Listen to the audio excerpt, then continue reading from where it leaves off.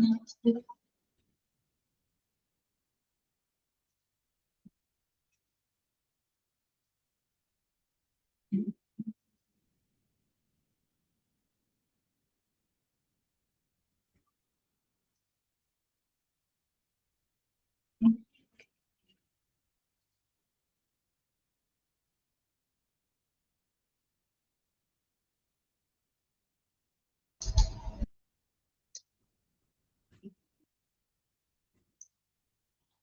morning. Good morning.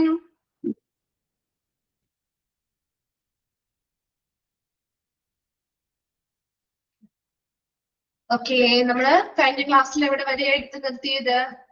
Employee health അല്ലേ? എംപ്ലോയീസിന്റെ health അല്ലേ just നമ്മൾ സ്റ്റാർട്ട് ചെയ്ത് വെച്ചത്?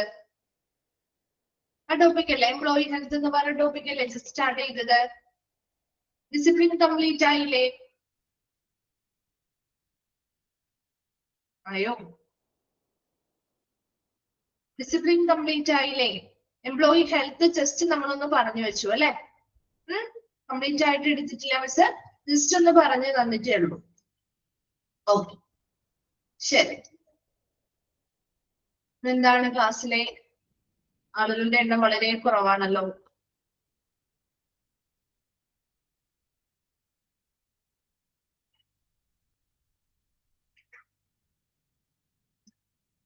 ഓക്കെ, ശരി. അപ്പൊ എംപ്ലോയി ഹെൽത്ത് എന്ന് പറഞ്ഞ ടോപ്പിക് ഒന്നുകൂടി റിവൈൻഡ് ചെയ്താണ് തരാട്ടോ. അപ്പൊ എംപ്ലോയി ഹെൽത്ത് എന്ന് പറഞ്ഞാല് ഇവിടെ എംപ്ലോയീസിന്റെ ജീവനക്കാരുടെ ആരോഗ്യം അല്ലെ, അത് തന്നെയാണ് ഉദ്ദേശിക്കുന്നത്. എങ്കിൽ പോലും ഇവിടെ ഒരു സിക്നസ് അല്ലെങ്കിൽ രോഗം എന്നുള്ളൊരു മീനിങ് അല്ല. സിംപ്ലി നമ്മൾ നോക്കുമ്പോൾ അതൊരു രോഗാവസ്ഥ അല്ലെങ്കിൽ രോഗത്തെ മാത്രമല്ല ഈ ഒരു ഹെൽത്ത് എന്നതുകൊണ്ട് ഉദ്ദേശിക്കുന്നത് കേട്ടോ. അപ്പൊ ഒരു രോഗമാണ് എന്നത് മാത്രമല്ല, അത് കൂടാതെ മറ്റ് എംപ്ലോയീസിന്റെ മറ്റു വശങ്ങളൊക്കെ നമ്മൾ ഇതിൽ കൈകാര്യം ചെയ്യുന്നുണ്ട്.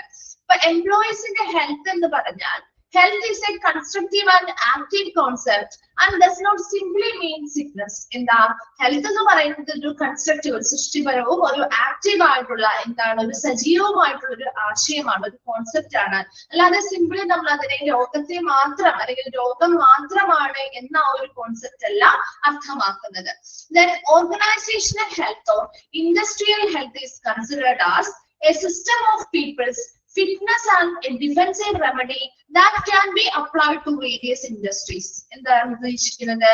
ഓർഗനൈസേഷണൽ ഹെൽത്ത് എന്ന് പറഞ്ഞാലും ഇൻഡസ്ട്രിയൽ ഹെൽത്ത് എന്ന് പറഞ്ഞാലും ഒക്കെ ഒന്ന് തന്നെയാണ് കേട്ടോ.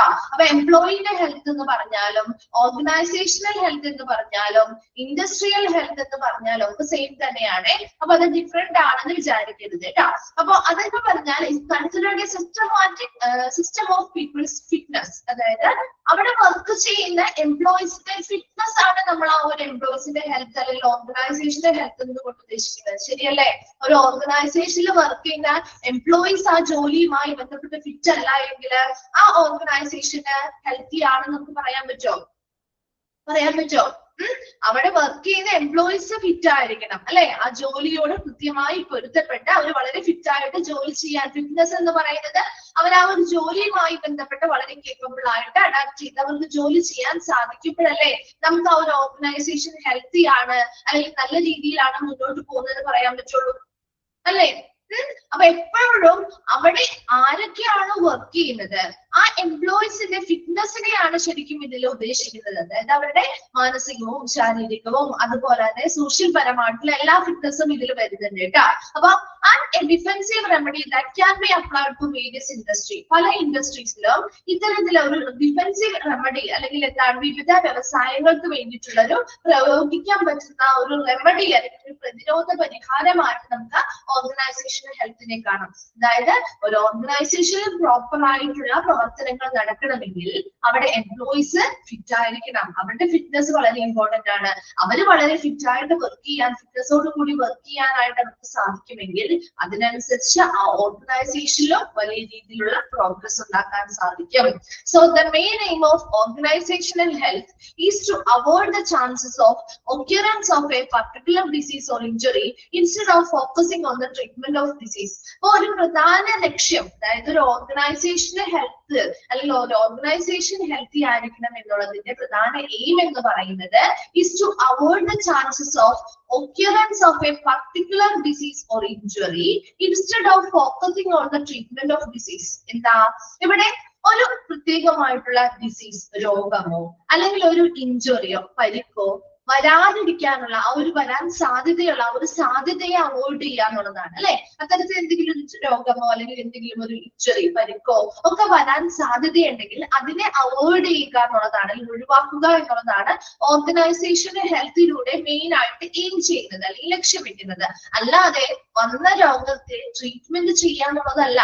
വന്ന രോഗങ്ങൾ വന്നോണ്ടേ അങ്ങനെ നമുക്ക് ട്രീറ്റ്മെന്റ് കൊടുക്കാം എന്നുള്ളതല്ല ഇവിടെ പ്രധാനമായിട്ടുള്ള ലക്ഷ്യം. അത് വരാനുള്ള സാധ്യതയെ ഒഴിവാക്കുക എന്നുള്ളതാണ്. Then there are two aspects related to the issue of health of employees. എംപ്ലോയീസിന്റെ ഹെൽത്തുമായി ബന്ധപ്പെട്ട പ്രോബ്ലംസിൽ രണ്ട് ആസ്പെക്ടുകളാണുള്ളത്.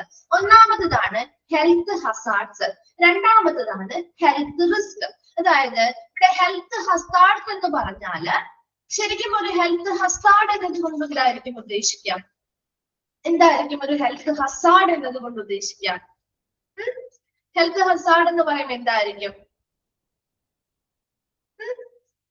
എന്തെങ്കിലും പരിക്കുകളാവാം അല്ലെ. ഇപ്പൊ ഒരു എംപ്ലോയിയുടെ ഹെൽത്തിനെ ദോഷകരമാവുന്ന രീതിയിൽ ഷോർട്ട് ടേം ആയിട്ടോ അല്ലെങ്കിൽ ലോങ് ടേം ആയിട്ട് അവരുടെ ഹെൽത്തിനെ ബാധിക്കുന്ന രീതിയിൽ എന്തെങ്കിലും ഒരു ആക്ടിവിറ്റി ആവാം, അല്ലെങ്കിൽ എന്തെങ്കിലും സബ്സ്റ്റൻസുകളോ അത് അല്ലെങ്കിൽ എന്തെങ്കിലും ഒരു കണ്ടീഷനെയൊക്കെയാണ് നമ്മള് ഹെൽത്ത് ഹസാർഡ് എന്ന് പറയുന്നത്. അതായത് ഇപ്പൊ നമ്മൾ തൊഴിൽ ചെയ്യുന്ന സമയത്ത് നമുക്ക് എന്തെങ്കിലുമൊക്കെ പെട്ടെന്നുള്ള അപകടങ്ങൾ സംഭവിക്കാം അല്ലെ. സംഭവിച്ചൂടെ?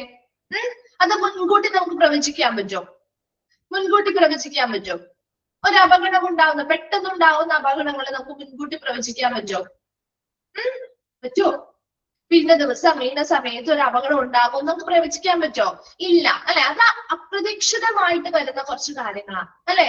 അപ്പൊ അവിടെ ഇത്തരത്തില് അപ്രതീക്ഷിതമായിട്ട് ചില ആക്സിഡന്റ്സോ അപകടങ്ങളോ ഒരു എംപ്ലോയിയുടെ അവരുടെ ഹെൽത്തിനെ ബാധിക്കുന്ന രീതിയിൽ, അത് ചിലപ്പോൾ ഷോർട്ട് ടേം ആയിട്ടുള്ള എഫക്റ്റ് ആവാം, അല്ലെങ്കിൽ ലോങ് ടേം ആയിട്ടുള്ള കണ്ടീഷൻസിലേക്ക് നയിക്കുന്ന എന്തെങ്കിലും രീതിയിലുള്ള അപകടങ്ങള് അല്ലെങ്കിൽ എന്തെങ്കിലും രീതിയിലുള്ള പരിക്കുകളോ ഒക്കെ ഒരു എംപ്ലോയിക്ക് ജോലി ചെയ്യുന്ന സാഹചര്യത്തിൽ നിന്ന് പെട്ടെന്ന് അപ്രതീക്ഷിതമായിട്ട് ഉണ്ടാവാറുണ്ട് അല്ലെ. അപ്പൊ അത്തരത്തിലുള്ളതിനെ നമുക്ക് ഒഴിവാക്കാൻ പറ്റുമോ? അത്തരത്തിലുള്ള കേസുകൾ നമുക്ക് ഒഴിവാക്കാൻ പറ്റുമോ? ഒരു എംപ്ലോയിയുടെ ഹെൽത്ത് ഹസാർഡ് നമുക്ക് ഒഴിവാക്കാൻ പറ്റുമോ? ഇപ്പൊ ഒരു അപകടം വരുന്നു, നമുക്ക് അത് മുൻകൂട്ടി അറിയാത്തത് കൊണ്ട് തന്നെ നമുക്ക് അതിനെ ഒഴിവാക്കാൻ പറ്റില്ല അല്ലെ. അതേസമയം അപകടം വരാനുള്ള സാധ്യതകൾ ഉണ്ടെന്ന് പറഞ്ഞാൽ അതിനെ നമുക്ക് ഓവർകം ചെയ്യാൻ പറ്റില്ലേ? പറ്റില്ലേ? ഇന്ന രീതിയിൽ നമ്മൾ നിന്നാൽ നമുക്ക് ഒരു അപകടം വരാൻ സാധ്യതയുണ്ട് എന്ന് മനസ്സിലാക്കിയാൽ അതിനെതിരെ നമുക്ക് പ്രിക്കോഷൻ എടുക്കാൻ പറ്റില്ലേ? പറ്റുമോ? പ്രിക്കോഷൻ എടുക്കാൻ പറ്റില്ലേ? അതാണ് ഹെൽത്ത് റിസ്ക് എന്ന് പറയുന്നത്. മനസ്സിലായോ? ഹെൽത്ത് ഹസാർഡ് എന്ന് പറഞ്ഞാൽ നമുക്ക് ആ രോഗവും ഇപ്പൊ എന്തെങ്കിലും നമ്മുടെ ആ ഒരു എംപ്ലോയിയുടെ ഹെൽത്തുമായി ബന്ധപ്പെട്ട് ഷോർട്ട് ടേമോ ലോങ് ടേമോ ആയിട്ടുള്ള എന്തെങ്കിലും ഒരു ഹാം ഉണ്ടാവുന്ന എന്തെങ്കിലും ആക്ടിവിറ്റിയോ അല്ലെങ്കിൽ എന്തെങ്കിലും ഇഞ്ചുറീസോ പ്രവർത്തനങ്ങളെയോ ആണ് നമ്മൾ ഹെൽത്ത് ഹസാർഡ് എന്ന് പറയുന്നത്. അത് നമുക്ക് ഒരിക്കലും ഒഴിവാക്കാൻ പറ്റില്ല, കാരണം അത് അപ്രതീക്ഷിതമായി സംഭവിക്കുന്ന കാര്യമാണ്. അപ്പൊ അതുകൊണ്ട് തന്നെ നമുക്ക് അവിടെ ഇന്നത് വരുന്നത് കൊണ്ട് നമ്മൾ അത് ചെയ്യാൻ പാടില്ല. അങ്ങനെ നമുക്ക് മുൻകൂട്ടി നമുക്ക് പ്രവചിക്കാനോ അത് ഒഴിവാക്കാനോ പറ്റില്ല. അതേസമയം ഹെൽത്ത് റിസ്ക് എന്ന് പറയുന്നത് ഒരു വ്യക്തിയുടെ ആരോഗ്യത്തിന് ഹാനികരമായേക്കാവുന്ന എന്തെങ്കിലും ഒരു മോശമായിട്ടുള്ള ചിലപ്പോ എന്തെങ്കിലും മോശം അല്ലെങ്കിൽ ഹെൽത്ത് ഹാം ഉണ്ടാക്കുന്ന രീതിയിൽ അല്ലെങ്കിൽ അവർക്ക് എന്തെങ്കിലും പരിക്കേൽപ്പിക്കാനോ ചെയ്യാനുള്ള ഒരു സാധ്യതയാണ്. അത് എന്തെങ്കിലും കാര്യങ്ങൾ വഴിയുള്ള ആ ഒരു റിസ്ക് അല്ലെങ്കിൽ ആ ഒരു സാധ്യതയാണ് നമ്മുടെ ഹെൽത്ത് റിസ്ക് എന്നത് കൊണ്ട് ഉദ്ദേശിക്കുന്നത്. അപ്പൊ അത് ആ ഒരു സാധ്യത എന്ന് പറയുമ്പോൾ എന്തെങ്കിലും ഒരു കാര്യം മൂലം നമ്മൾ അത് പ്രോപ്പർ ആയിട്ട് സേഫ്റ്റി മെയിൻറ്റെയിൻ ചെയ്തില്ല എങ്കിൽ അവിടെ ഇന്ന രീതിയിലുള്ളൊരു ബുദ്ധിമുട്ട് അല്ലെങ്കിൽ ആ ഒരു ഹാം അവർക്ക് വന്നേക്കാം, അതിനൊരു സാധ്യത കാണുന്നുണ്ട് എങ്കിൽ നമുക്ക് അത് ഒഴിവാക്കാനായിട്ടുള്ള ശ്രമങ്ങൾ നടത്താം അല്ലെ. അപ്പൊ അത് തന്നെ ഇവിടെ പറയുന്നത്. ഇപ്പൊ health hazards are generally scene in every organisation while health risk varies among organisation. എന്താ ഹെൽത്ത് ഹസാർഡ് എന്ന് പറയുന്ന ഏതൊരു ഓർഗനൈസേഷനും സാധാരണയായിട്ട് ജോലി സംബന്ധമായിട്ട് എന്തെങ്കിലുമൊക്കെ പെട്ടെന്നുള്ള അപ്രതീക്ഷിതമായ അപകടങ്ങളൊക്കെ ഉണ്ടാവാറുണ്ട്. എന്നാൽ ഹെൽത്ത് റിസ്ക് എന്ന് പറയുന്നത് അവരുമായി ബന്ധപ്പെട്ട അവരുടെ ആരോഗ്യവുമായി ബന്ധപ്പെട്ട ഒരു അപകട സാധ്യത എന്ന് പറയുന്നത് ഓരോ ഓർഗനൈസേഷനിലും വ്യത്യസ്തമായിരിക്കും.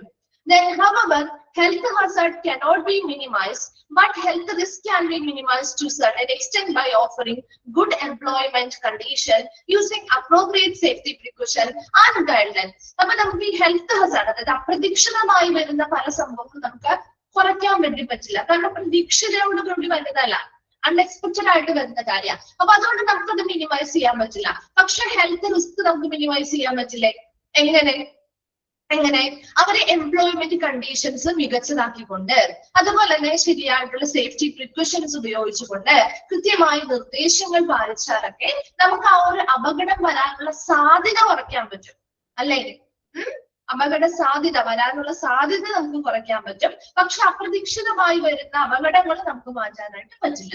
And thus, industrial health program consists of health preservation and avoidance of job-related disease. അപ്പൊ ഈ ഒരു ഇൻഡസ്ട്രിയുമായി ബന്ധപ്പെട്ട ഹെൽത്ത് പ്രോഗ്രാമുകൾ പ്രധാനമായിട്ടും എന്തിനേയും ചെയ്യുന്നതാണ്?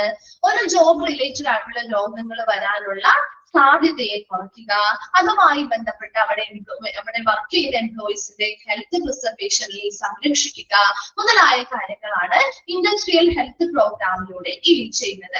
അപ്പൊ നമ്മൾ ഇത്രയും പറഞ്ഞത് എംപ്ലോയീസിന്റെ ഹെൽത്തുമായി ബന്ധപ്പെട്ട കാര്യങ്ങളായിരുന്നു. അപ്പൊ എംപ്ലോയീസിന്റെ ഹെൽത്ത് എന്ന് പറയുമ്പോൾ ജസ്റ്റ് നമ്മളൊരു രോഗാവസ്ഥ എന്ന രീതിയിൽ മാത്രമല്ല, അവിടെ ഓർഗനൈസേഷണൽ ഹെൽത്ത് അല്ലെങ്കിൽ ഇൻഡസ്ട്രിയൽ ഹെൽത്ത് എന്ന് പറഞ്ഞാൽ ഇതൊക്കെ ഒന്ന് തന്നെയാട്ടോ. അത് അവിടുത്തെ പീപ്പിൾസിന്റെ ഫിറ്റ്നസ് ആണ് നമ്മൾ അവിടെ ഉദ്ദേശിക്കുന്നത്. ആ ഒരു ജോലി ചെയ്യാൻ അവർക്ക് എത്രത്തോളം കേപ്പബിലിറ്റി ഉണ്ട്, എത്രത്തോളം അഡാപ്റ്റീവ് ആയിട്ട് അവർക്ക് ജോലി ചെയ്യാൻ സാധിക്കുന്നുണ്ട്, അങ്ങനെയുള്ള കാര്യങ്ങളാണ് ഇതിൽ കൂടുതലായിട്ട് നോക്കുന്നത്. അതുപോലെ തന്നെ ഇപ്പൊ ഒരു ഡിസീസോ ഒരു ഇഞ്ചറിയോ നമ്മൾ വരുന്നതിന്റെ സാധ്യത കുറയ്ക്കുക എന്നുള്ളതാണ് ഒരു എംപ്ലോയി ഹെൽത്തിന്റെ പ്രധാന ലക്ഷ്യം. അല്ലാതെ വന്ന് രോഗത്തിന് ട്രീറ്റ്മെന്റ് കൊടുക്കുന്നതിലല്ല കൂടുതൽ ഫോക്കസ് ചെയ്യുന്നത്, മറിച്ച് ആ രോഗം ഇനി ആർക്കും വരാനുള്ള സാധ്യത എന്ത് ചെയ്യുക, കുറയ്ക്കുക എന്നുള്ളതാണ്. അതിന്റെ രണ്ട് ആസ്പെക്റ്റുമായിട്ട് ബന്ധപ്പെട്ട്, എംപ്ലോയി ഹെൽത്തുമായി ബന്ധപ്പെട്ട ഏറ്റവും പ്രധാനപ്പെട്ട രണ്ട് ആസ്പെക്റ്റുകളാണ് ഹെൽത്ത് ഹസാർഡും ഹെൽത്ത് റിസ്കും. ഹെൽത്ത് ഹസാർഡ് എന്ന് പറയുന്നത് ഒരു ഇൻഡിവിജ്വലിന് ഫാം ആവുന്ന രീതിയിലുള്ള എന്തെങ്കിലും ആക്ടിവിറ്റീസ്, അല്ലെങ്കിൽ പെട്ടെന്ന് ഉണ്ടാവുന്ന ഷോർട്ട് ടൈം ആയിട്ടോ ലോങ് ടൈം ആയിട്ടോ എഫക്റ്റിൽ ഉണ്ടാവുന്ന രീതിയിലുള്ള എന്തെങ്കിലും അപകടങ്ങളൊക്കെയാണ് നമ്മൾ ഹെൽത്ത് ഹസാർഡ് എന്ന് പറയുന്നത്. അതൊരിക്കലും നമുക്ക് പെട്ടെന്ന് വരുന്നതായതുകൊണ്ട് അല്ലെങ്കിൽ അപ്രതീക്ഷിതമായി വരുന്നതായിട്ട് മാറ്റാൻ പറ്റില്ല, മിനിമൈസ് ചെയ്യാൻ പറ്റില്ല. അതേസമയം ഹെൽത്ത് റിസ്ക് എന്ന് പറയുന്നത് അപകട സാധ്യതയാണ്. അതായത് ഒരു വ്യക്തിക്ക് എന്തെങ്കിലും പരിക്കോ അല്ലെങ്കിൽ എന്തെങ്കിലും ദോഷകരമായിട്ടുള്ള കാര്യങ്ങളോ വരാനുള്ള സാധ്യത എത്രത്തോളം ഉണ്ട്, അതാണ് നമ്മൾ റിസ്ക് എന്ന് പറയുന്നത്. അപ്പൊ ആ ഒരു ഹെൽത്ത് റിസ്ക് നമുക്ക് എന്ത് ചെയ്യാൻ പറ്റും? നല്ല വർക്കിംഗ് കണ്ടീഷൻസ് കൊണ്ടുവന്ന്, നമ്മുടെ എംപ്ലോയീസ് വർക്ക് ചെയ്യുന്ന നല്ല രീതിയിലുള്ള എംപ്ലോയി കണ്ടീഷൻസ് കൊണ്ടുവന്നാല്, അതിനനുസരിച്ച് സേഫ്റ്റി പ്രിക്കോഷൻസ് എടുത്താല്, കൃത്യമായ ഗൈഡ്ലൈൻസ് അല്ലെങ്കിൽ നിർദ്ദേശങ്ങൾ പാലിച്ചാല്, ഇതിനെയൊക്കെ അടിസ്ഥാനമാക്കി നമുക്ക് എംപ്ലോയീസിന്റെ ഹെൽത്ത് റിസ്ക് എന്ത് ചെയ്യാൻ പറ്റും? കുറയ്ക്കാനായിട്ട് പറ്റും. ഓക്കെ, അപ്പൊ ഇവിടെ വരെ വേഗം ഒന്ന് വായിച്ചു നോക്കി, എന്നിട്ട് നമുക്ക് അടുത്തയിലേക്ക് പോകാം കേട്ടോ. എളുപ്പമാണ് കേട്ടോ ഈ ഭാഗം, നിങ്ങളൊന്ന് മനസ്സിലാക്കി പഠിച്ചു കഴിഞ്ഞാൽ വേഗം കിട്ടുവേ.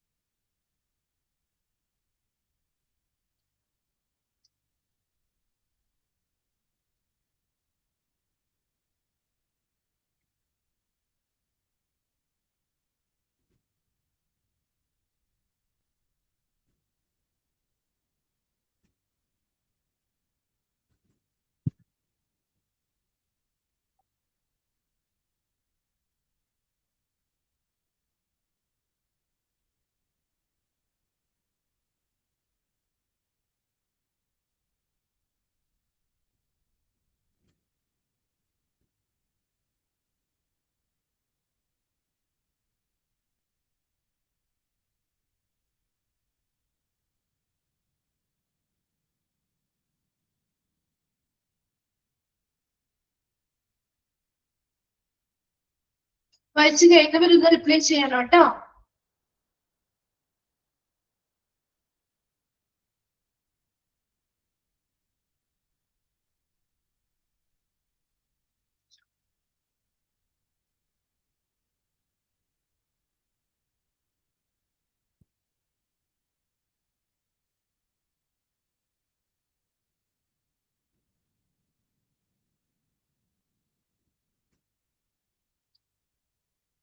കഴിഞ്ഞോ?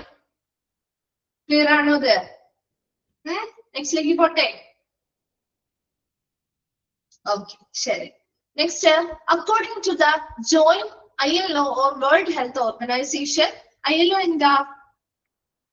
ILO-യുടെ എക്സ്പാൻഡ് ഫോം എന്താണ്?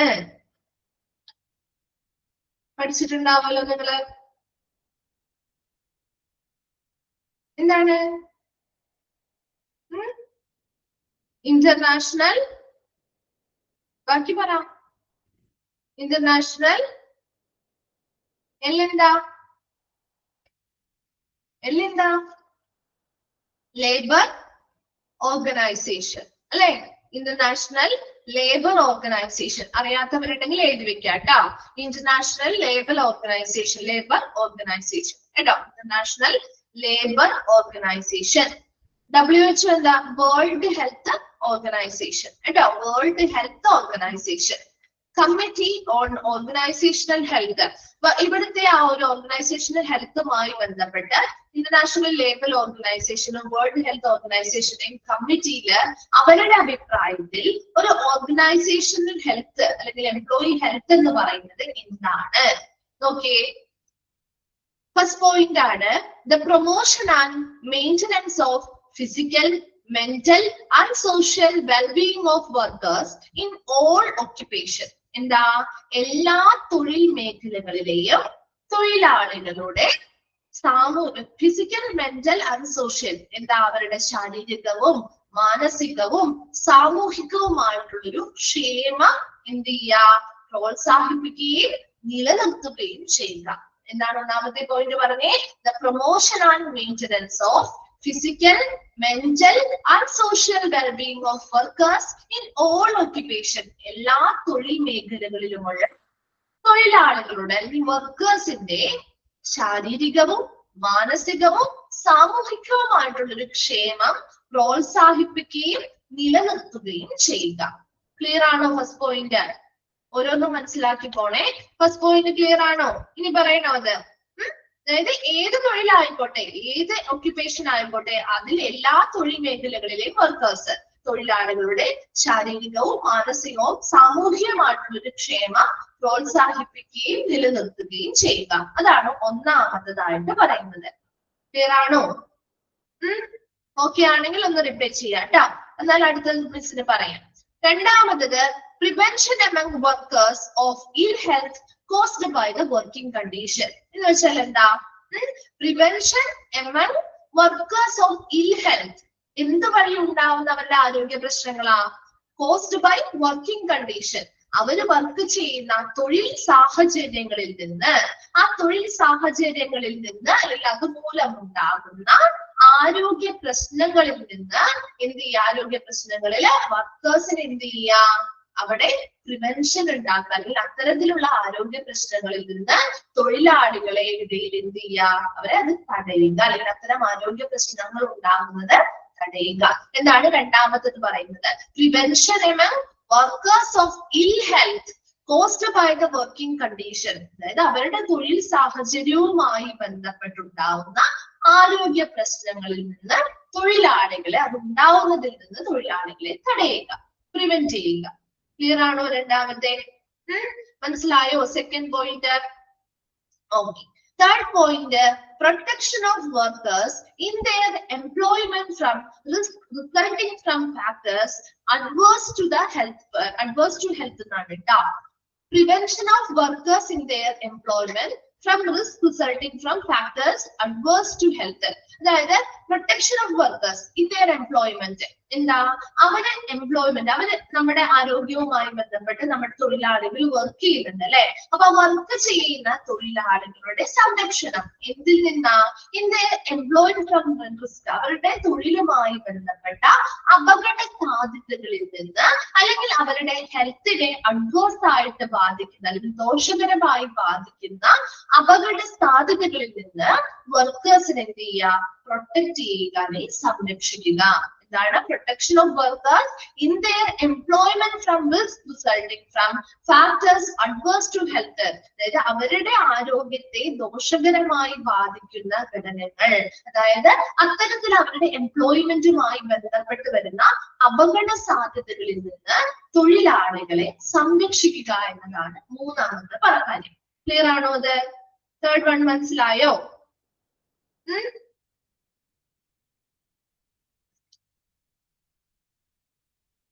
ഓക്കെ ആണോ? എന്താണ് ഇവർ റിപ്ലൈ ചെയ്യാത്തത്? ആകെ ഇവിടെ സൗമ്യ മാത്രമേ റിപ്ലൈ ചെയ്യുന്നുള്ളൂ, ബാക്കി ആരും ക്ലാസ് അറ്റൻഡ് ചെയ്യുന്നില്ലേ? കേൾക്കുന്നുണ്ടോ മിസ് പറയുന്നത്?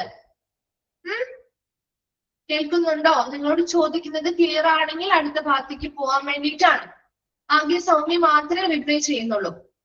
സൗമ്യക്ക് വേണ്ടി മാത്രമാണ് ഞാൻ ക്ലാസ് എടുക്കുന്നേ, ആണോ? ആണോ? സൗമ്യക്ക് മാത്രമേ മനസ്സിലാവുന്നുള്ളോ? അതുകൊണ്ടാണോ റിപ്ലൈ ചെയ്യുന്നത്? അതോ ബാക്കി ആർക്കും മനസ്സിലാവാത്തത് കൊണ്ടാണ്? ആണോ? പിന്നെയും റിപ്പീറ്റ് ചെയ്ത് ചോദിക്കുന്നത് നിങ്ങൾക്ക് മനസ്സിലായില്ലെങ്കിൽ പറഞ്ഞു തരാൻ വേണ്ടിയിട്ടാണ്. Okay, fourth point, placing and maintaining the worker in an occupational environment adapting to his physical and psychological equipment. എന്ന് വെച്ചാല് placing and maintaining the worker in an occupational environment. അതായത് എപ്പോഴും ഒരു എംപ്ലോയി ജോലി ചെയ്യേണ്ടത് അവരുടെ തൊഴിൽ അന്തരീക്ഷവുമായിട്ട് അവർക്ക് അഡാപ്റ്റ് ചെയ്ത് പോകാൻ പറ്റുന്ന സ്ഥലത്താണ്, അല്ലേ? എപ്പോഴും ഒരു എംപ്ലോയി ജോലി ചെയ്യേണ്ട സ്ഥലം എന്ന് പറയുന്നത് അവർക്ക് അനുയോജ്യമായിട്ട് എന്താണ്, അവർക്ക് പൊരുത്തപ്പെട്ട് പോവാവുന്ന സാഹചര്യങ്ങളിലല്ലേ ഇവർ എംപ്ലോയി വർക്ക് ചെയ്യേണ്ടത്. അതല്ലാതെ അവരുടെ ശാരീരികപരമായിട്ടോ അല്ലെങ്കിൽ മാനസികപരമായിട്ടോ ഒക്കെ പൊരുത്തപ്പെട്ട് പോവാൻ പറ്റാത്ത ഒരു സാഹചര്യത്തിൽ അവർക്ക് ജോലി ചെയ്താൽ അവർക്ക് ആ ഒരു ഹെൽത്ത് നമുക്ക് കൊണ്ടുവരാൻ പറ്റോ? ഇല്ല. അപ്പൊ എംപ്ലോയീസിന് എപ്പോഴും അവരുടെ ആ ഒരു ഒക്യുപേഷണൽ എൻവയോൺമെന്റ് എന്ന് പറഞ്ഞാൽ അവർ തൊഴിൽ ചെയ്യുന്ന ഒരു സാഹചര്യം എന്നതുകൊണ്ട് ഉദ്ദേശിക്കുന്നത് കേട്ടോ. അപ്പൊ ആ ഒരു തൊഴിൽ ചെയ്യുന്ന ആ ഒരു സാഹചര്യം അല്ലെങ്കിൽ ആ ഒരു അന്തരീക്ഷം എന്ന് പറയുന്നത് എപ്പോഴും അവർക്ക് അഡാപ്റ്റ് ചെയ്യാൻ പറ്റുന്നതായിരിക്കണം. അതായത് അവർക്ക് അതിനോട് പൊരുത്തപ്പെടാനും, അതിപ്പോ അവരുടെ ശാരീരികപരമായിക്കോട്ടെ മാനസികപരമായ രീതിയിലും അവർക്ക് അതിനോട് പൊരുത്തപ്പെടാൻ പറ്റുന്ന രീതിയിലുള്ള ഒരു ഒക്യുപേഷണൽ എൻവയോൺമെന്റ് അല്ലെങ്കിൽ തൊഴിൽപരമായിട്ടുള്ള ഒരു അന്തരീക്ഷത്തില് വർക്കേഴ്സിന് വർക്ക് ചെയ്യാനായിട്ടുള്ള അവരെ ആ ഒരു അന്തരീക്ഷത്തില് ആ വർക്കേഴ്സിനെ പ്ലേസ് ചെയ്യാനും അവരെ നിലനിർത്താൻ അതേ ഒരു കണ്ടീഷനിൽ എൻവയോൺമെന്റ് മെയിൻറ്റെയിൻ ചെയ്ത് പോവുകയും ചെയ്യുക എന്നുള്ളതാണ് നാലാമതായി പറഞ്ഞ കാര്യം. അപ്പൊ എന്തൊക്കെയാണ് ILO അല്ലെങ്കിൽ വേൾഡ് ഹെൽത്ത് ഓർഗനൈസേഷൻ കമ്മിറ്റിയുടെ അഭിപ്രായത്തില് ഒരു ഓർഗനൈസേഷൻ ഹെൽത്ത് എന്ന് പറഞ്ഞാൽ എന്താണെന്നാ പറഞ്ഞത്? ഒന്നാമതായിട്ട് പറഞ്ഞത് അവിടെ എന്താണ്, ഏതൊരു തൊഴിൽ മേഖലകളിലെയും വർക്ക് ചെയ്യുന്ന തൊഴിലാളികളുടെ ശാരീരികവും മാനസികവും സാമൂഹ്യപരമായിട്ടുള്ള ഒരു ക്ഷേമം പ്രൊമോട്ട് ചെയ്യാൻ, പ്രോത്സാഹിപ്പിക്കുകയും നിലനിർത്തുകയും ചെയ്യുക എന്ന് പറഞ്ഞു. രണ്ടാമത് പറഞ്ഞത് prevention among workers of ill health caused by the working condition. അവിടെ തൊഴിലാളികൾ തൊഴിൽ ചെയ്യുന്ന സാഹചര്യവുമായി ബന്ധപ്പെട്ട അല്ലെങ്കിൽ അതുമൂലം ഉണ്ടായിട്ടുള്ള ആരോഗ്യ പ്രശ്നങ്ങളിൽ നിന്ന് തൊഴിലാളികളെ സംരക്ഷിക്കുക. മൂന്നാമത് പറഞ്ഞത് protection of workers in their employment from risk resulting factors adverse to health. അതായത് അവര് വർക്ക് ചെയ്യുന്ന കണ്ടീഷനിൽ നിന്ന് അവരുടെ ഹെൽത്തുമായി ബന്ധപ്പെട്ട് അല്ലെങ്കിൽ അവരുടെ ഹെൽത്തിനെ ദോഷകരമായി ബാധിക്കുന്ന അപകട സാധ്യതകളിൽ നിന്ന് വർക്കേഴ്സിനെ പ്രൊട്ടക്ട് ചെയ്യുക, സംരക്ഷിക്കുക. നാലാമത് പറഞ്ഞത് അവരെപ്പോഴും, അതായത് ഏതൊരു എംപ്ലോയി അല്ലെങ്കിൽ ഏതൊരു വർക്കർ ആണെങ്കിലും അവരുടെ ഒക്യുപേഷണൽ എൻവയോൺമെന്റ് എന്ന് പറയുന്നത്, തൊഴിൽ ചെയ്യുന്ന ആ ഒരു അന്തരീക്ഷം എന്ന് പറയുന്നത് അതിനോട് അവർക്ക് അഡാപ്റ്റ് ചെയ്ത് പോകാൻ പറ്റുന്നതായിരിക്കണം. അതിപ്പോ ശാരീരികമായിട്ടും മാനസികമായിട്ടും എല്ലാ രീതിയിലും അവർക്ക് അഡാപ്റ്റ് ചെയ്ത് പോകാൻ പറ്റുന്ന ഒരു വർക്കിംഗ് അന്തരീക്ഷമായിരിക്കണം അവർക്ക് കൊടുക്കേണ്ടത്. അത്തരത്തിലുള്ള അന്തരീക്ഷത്തിലേക്ക് വർക്കേഴ്സിനെ പ്ലേസ് ചെയ്യുക, അതുപോലെ തന്നെ ആ ഒരു സെയിം ആയിട്ടുള്ള ആ ഒരു എൻവയോൺമെന്റ് നിലനിർത്തുകയും ചെയ്യുക. ക്ലിയർ ആണോ? 4 പോയിന്റ്സ് വേഗം ഒന്ന് വായിച്ചു നോക്കി എന്നിട്ടൊന്ന് റിപ്ലൈ ചെയ്യാം കേട്ടോ.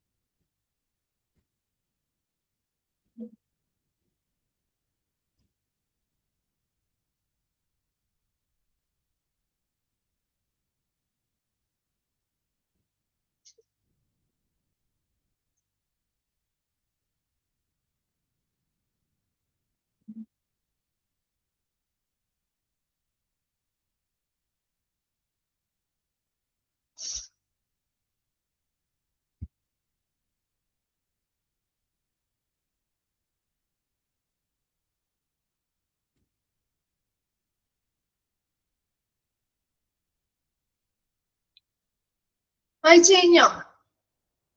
ഓക്കെ, ക്ലിയർ അല്ലേ?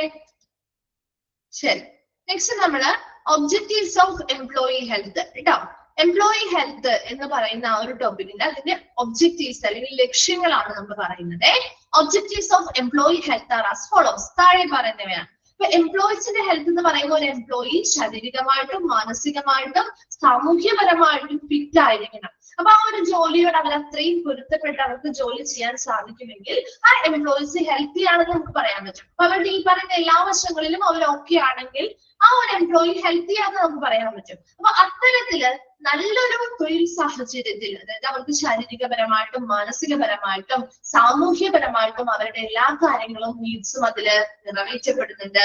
അവർക്ക് നല്ല രീതിയിൽ ഒരു തൊഴിൽ ചെയ്യാനുള്ള ഒരു സാഹചര്യം അവിടെ കിട്ടുന്നുണ്ടെങ്കിൽ അതിലൂടെ അങ്ങനെ ഒരു നല്ല സാഹചര്യം കിട്ടിയാൽ ആ എംപ്ലോയീസ് ഹാജരാകുന്നതിന്റെ അളവ് കൂടുമോ കുറയുമോ? എങ്ങനെയായിരിക്കും? നമുക്ക് ഇഷ്ടപ്പെട്ട സ്ഥലമാണെങ്കിൽ നമ്മൾ എപ്പോഴും പോകാൻ ആഗ്രഹിക്കില്ലേ? സ്കൂളിലാണെങ്കിലും നമ്മളെ ഇഷ്ടപ്പെട്ട ക്ലാസ്സുകളാണെങ്കിലും പോകണം എന്ന് വിചാരിക്കും അല്ലെ? നമുക്ക് ഇഷ്ടമില്ലാത്ത കാര്യത്തിലേക്കാണ് നമ്മൾ പിന്നോട്ട് എടുക്കുക. അതുപോലെ തന്നെ ഒരു എംപ്ലോയി പിരിഞ്ഞു പോകുന്നത് എപ്പോഴാണ് ഒരു സ്ഥാപനത്തിൽ നിന്ന് മടുത്ത് പിരിഞ്ഞു പോകുന്നത്? അവർക്ക് താല്പര്യം കുറയുമ്പോൾ അല്ലെ? ആ ഓർഗനൈസേഷനിൽ അവരുദ്ദേശിച്ച രീതിയിലുള്ള അവരുടെ കാര്യങ്ങളൊന്നും നടക്കാതെ വരുമ്പോഴോ അല്ലെങ്കിൽ മറ്റെന്തെങ്കിലും രീതിയിൽ അവർക്ക് മാനസികമായിട്ടൊരു ബുദ്ധിമുട്ട് വരുമ്പോഴല്ലേ അവര് പിരിഞ്ഞു പോകുന്നത് അല്ലേ? പക്ഷെ ഇവിടെ അവർക്ക് നല്ല ഒരു എംപ്ലോയിയുടെ ഹെൽത്ത് എന്ന് പറയുമ്പോൾ നല്ല രീതിയിൽ അവർക്ക് ആവശ്യമായ എല്ലാ വർക്കിംഗ് കണ്ടീഷൻസും നമ്മൾ കൊടുക്കുന്നുണ്ട്. അവർക്ക് എന്തെങ്കിലും രോഗങ്ങളുമായി ബന്ധപ്പെട്ട പ്രതിരോധ നടപടികളും സേഫ്റ്റിയും മറ്റു കാര്യങ്ങളൊക്കെ പ്രിക്കോഷൻസും ഒക്കെ എടുത്തു കൊടുക്കുന്നുണ്ട്. അവർ ആ ഒരു ജോലിയുമായി ബന്ധപ്പെട്ട് ശാരീരികവും മാനസികവും സാമൂഹികപരമായിട്ടൊക്കെ അഡാപ്റ്റ് ചെയ്ത് പൊരുത്തപ്പെട്ട് അവർക്ക് ജോലി ചെയ്യാൻ പറ്റുന്നുണ്ടെങ്കിൽ it decrease the absenteeism and degree of labor turnover. അല്ലേ? ഹാജരാകാതിരിക്കൽ കുറയ്ക്കാൻ പറ്റില്ലേ? പറ്റുമോ? പറ്റൂലേ? അവരെ ഹാജരാകാതിരിക്കുന്നില്ല. മിക്ക ദിവസവും അവർ എന്ത് ചെയ്യുന്നുണ്ട്? താല്പര്യത്തോടു കൂടി വർക്ക് ചെയ്യാൻ വരുന്നുണ്ട് അല്ലെ? അതുപോലെ തന്നെ degree of labour turn over എന്ന് പറഞ്ഞാൽ തൊഴിലാളികൾ ആ ജോലിയിൽ നിന്ന് പിരിഞ്ഞു പോകുന്നത്, അത് കുറയ്ക്കാൻ പറ്റില്ലേ? നമുക്ക് ഇഷ്ടത്തോടു കൂടിയാണ് നമ്മൾ ജോലി ചെയ്യുന്നത്. അപ്പൊ സ്വാഭാവികമായിട്ടും നമ്മൾ ആ ഒരു സ്ഥാപനത്തിൽ തന്നെ കണ്ടിന്യൂ ചെയ്യാനേ ആഗ്രഹിക്കുള്ളൂ അല്ലെ? അപ്പൊ അങ്ങനെ ആബ്സെന്റിസം നമുക്ക് റെഡ്യൂസ് ചെയ്യാൻ പറ്റും. ലേബർ ടേൺ ഓവർ അല്ലെങ്കിൽ തൊഴിലാളികൾ പിരിഞ്ഞു പോകുന്നത് കുറയ്ക്കാനും സാധിക്കും. ഒന്നാമത്തത് ക്ലിയർ അല്ലേ? രണ്ടാമത്തത് ടു റെഡ്യൂസ് ഓർഗനൈസേഷണൽ ഡിസാറ്റിസ്ഫാക്ഷൻ. എന്താ? പ്രോപ്പർ ആയിട്ടുള്ള കണ്ടീഷൻസ്, വർക്കിംഗ് കണ്ടീഷൻസോ മറ്റു ഫെസിലിറ്റീസോ തരാതാവുമ്പോഴല്ലേ നമുക്ക് അസംതൃപ്തി ഉണ്ടാവുക അല്ലെ? നമ്മൾ വർക്ക് ചെയ്യുന്ന കണ്ടീഷൻസ് ശരിയല്ല എങ്കിൽ അല്ലെങ്കിൽ നമ്മളോടുള്ള മറ്റു കാര്യങ്ങളൊക്കെ നമുക്ക് ഓക്കെ അല്ലെങ്കിൽ അല്ലെ നമ്മള് അസംതൃപ്തരാകുന്നത്, തൃപ്തരല്ലാതാവുന്നത് അല്ലെ? അതേസമയം എംപ്ലോയീസിന്റെ ഹെൽത്ത് മെയിൻറ്റെയിൻ ചെയ്യുന്നത് എന്ന് പറഞ്ഞാൽ അവർക്ക് ആവശ്യമുള്ള എല്ലാ കാര്യങ്ങളും നീഡ്സും നമ്മൾ അവിടെ പ്രൊവൈഡ് ചെയ്യുന്നുണ്ട്.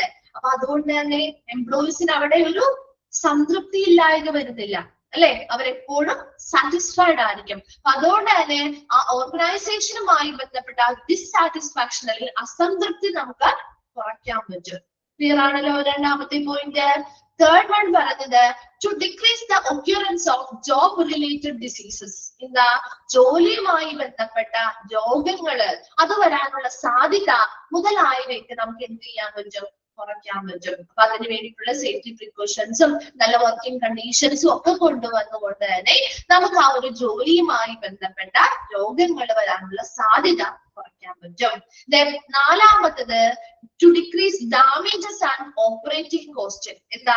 ഒരു എംപ്ലോയി ശാരീരികമായിട്ടോ മാനസികമായിട്ടോ അത്ര ഹെൽത്തി അല്ല, അവര് നല്ല ഓക്കെ അല്ല എങ്കിൽ സ്വാഭാവികമായിട്ടും അവിടെ പല തെറ്റുകൾ ഉണ്ടാവില്ലേ അവർ ചെയ്യുന്നതില്? പിശകുകൾ വരില്ലേ? വരുമോ? നമ്മുടെ മാനസികമായിട്ട് ഓക്കെ അല്ല അല്ലെങ്കിൽ ശാരീരികമായിട്ട് നമ്മൾ ഓക്കെ അല്ലെങ്കിൽ നമ്മൾ ചെയ്യുന്ന കാര്യങ്ങളിലും അതുണ്ടാവും അല്ലെ? അപ്പൊ അതുകൊണ്ട് തന്നെ അവിടെ പല രീതിയിലുള്ള ഡാമേജുകൾ അവരുടെ ആ ഒരു ഹെൽത്ത് റിലേറ്റഡ് ആയിട്ടുള്ള പ്രശ്നങ്ങൾ കൊണ്ട് സംഭവിക്കാം. അതുപോലെ തന്നെ അതിന്റെ പ്രവർത്തനവുമായി ബന്ധപ്പെട്ട കോസ്റ്റ്, ചിലവും ചിലപ്പോൾ വർദ്ധിച്ചേക്കാം. അപ്പൊ അതേസമയം എംപ്ലോയീസ് വളരെ ഹെൽത്തി ആയിട്ട് നമ്മൾ അവരെ നിലനിർത്തുന്നുണ്ട്. അവരുടെ എല്ലാ കാര്യങ്ങളും ഓക്കെ ആയിട്ട് തന്നെ മുന്നോട്ട് പോവുകയാണെങ്കിൽ അത്തരത്തിലുള്ള ഡാമേജുകൾ ഉണ്ടാവുമോ? അവർ ചെയ്യുന്ന കാര്യങ്ങളും പെർഫെക്റ്റ് ആയിരിക്കും അല്ലെ? അപ്പൊ അതുകൊണ്ട് തന്നെ ഇത്തരത്തിലുള്ള ഡാമേജുകളോ നാശനഷ്ടങ്ങളോ അതുമായി ബന്ധപ്പെട്ട പ്രവർത്തന ചിലവുകളോ ഒന്നും ഒരിക്കലും അധികം വരുന്നില്ല. അത് കുറയ്ക്കാൻ പറ്റും. അതുപോലെ തന്നെ ടു ഡിക്രീസ് ഇൻഡസ്ട്രിയൽ കോൺഫ്ലിക്റ്റ്. എന്താ? ഇപ്പൊ നമുക്കറിയാം ഇൻഡസ്ട്രിയിൽ ഉണ്ടാവുന്ന തർക്കങ്ങൾ എപ്പോഴും നമ്മൾ മറ്റുള്ളവരുമായിട്ട് ദേഷ്യപ്പെടുന്നത് എപ്പോഴാ നമ്മുടെ ഹെൽത്ത് മോശമാവുന്ന സമയത്ത് ഇല്ലേ? നമുക്ക് പെട്ടെന്ന് ദേഷ്യം വരില്ലേ? ഇപ്പൊ നമ്മുടെ വീട്ടിലുള്ള ആരെങ്കിലും ഇപ്പൊ നമ്മ അമ്മയായിക്കോട്ടെ അല്ലെങ്കിൽ നമ്മുടെ ബ്രദേഴ്സ് സിസ്റ്റേഴ്സ് ആയിക്കോട്ടെ പെട്ടെന്ന് വന്ന് എന്തെങ്കിലും ചോദിക്കുമ്പോൾ നമ്മൾ അത്ര ഹെൽത്തി അല്ല, നമ്മുടെ മൂഡും കാര്യങ്ങളും ഒന്നും ശരിയല്ല, മെന്റലി ആയിക്കോട്ടെ ഫിസിക്കലി നമ്മൾ വീക്ക് ആണെങ്കിൽ നമുക്ക് പെട്ടെന്ന് ദേഷ്യം വരുമോ? നമ്മൾ അവരോട് പെട്ടെന്ന് ദേഷ്യപ്പെടില്ലേ? അപ്പൊ അതുപോലെ ഇവിടുത്തെ എംപ്ലോയീസിന്റെ ഹെൽത്തും ഓക്കെ അല്ല എങ്കിൽ അവർ തമ്മിൽ എന്തുണ്ടാവാം? നിസാര കാര്യങ്ങൾക്ക് പോലും തർക്കങ്ങളും പ്രശ്നങ്ങളും ഉണ്ടാവാം അല്ലെ? സംഘർഷങ്ങൾ ഉണ്ടാവാലോ. അപ്പൊ അതേസമയം എംപ്ലോയീസ് നല്ല ഹെൽത്തി ആയിട്ടാണ് നമ്മൾ അവരെ നിലനിർത്തുന്നതെങ്കിൽ അവിടെയാണ് ഓർഗനൈസേഷൻ അല്ലെങ്കിൽ ആ ഒരു ഇൻഡസ്ട്രിയുമായി ബന്ധപ്പെട്ട തർക്കങ്ങളോ മറ്റു പ്രശ്നങ്ങളോ നമുക്ക് കുറയ്ക്കാനായിട്ട് പറ്റും. ക്ലിയർ ആണോ? ഇപ്പൊ ഒരു 5 എണ്ണം നമ്മൾ പറഞ്ഞു. ഒന്നുകൂടി മിസ് പറയാണ്. എംപ്ലോയീസിന്റെ നല്ല ഹെൽത്ത് മെയിൻറ്റെയിൻ ചെയ്യുകയാണെങ്കിൽ അവിടെ ആബ്സെന്റിസം അല്ലെങ്കിൽ ഹാജരാവാതിരിക്കൽ കുറയ്ക്കാൻ പറ്റും. ലേബർ ടേൺ ഓവർ, എംപ്ലോയീസ് പിരിഞ്ഞു പോകുന്നത് കുറയ്ക്കാൻ പറ്റും. അതുപോലെ തന്നെ ഓർഗനൈസേഷനുമായി ബന്ധപ്പെട്ട ഒരു ഡിസാറ്റിസ്ഫാക്ഷൻ അല്ലെങ്കിൽ അസംതൃപ്തി നമുക്ക് കുറയ്ക്കാൻ പറ്റും. അവരെല്ലാവരും സാറ്റിസ്ഫൈഡ് ആയിട്ട് നിലനിർത്തി കൊണ്ടുപോകാൻ പറ്റും. അതുപോലെ തന്നെ ജോലിയുമായി ബന്ധപ്പെട്ട രോഗങ്ങൾ ഉണ്ടാവാനുള്ള സാധ്യത കുറയ്ക്കാൻ പറ്റും. അതുപോലെ ജോലിയുമായി ബന്ധപ്പെട്ടുണ്ടാവുന്ന ഡാമേജുകൾ, തകരാറുകളോ എറേഴ്സോ അതൊക്കെ കുറയ്ക്കാനും അതുവഴി ഉണ്ടാകുന്ന ഓപ്പറേഷണൽ കോസ്റ്റ്, പ്രവർത്തന ചിലവുകളും കുറയ്ക്കാൻ പറ്റും.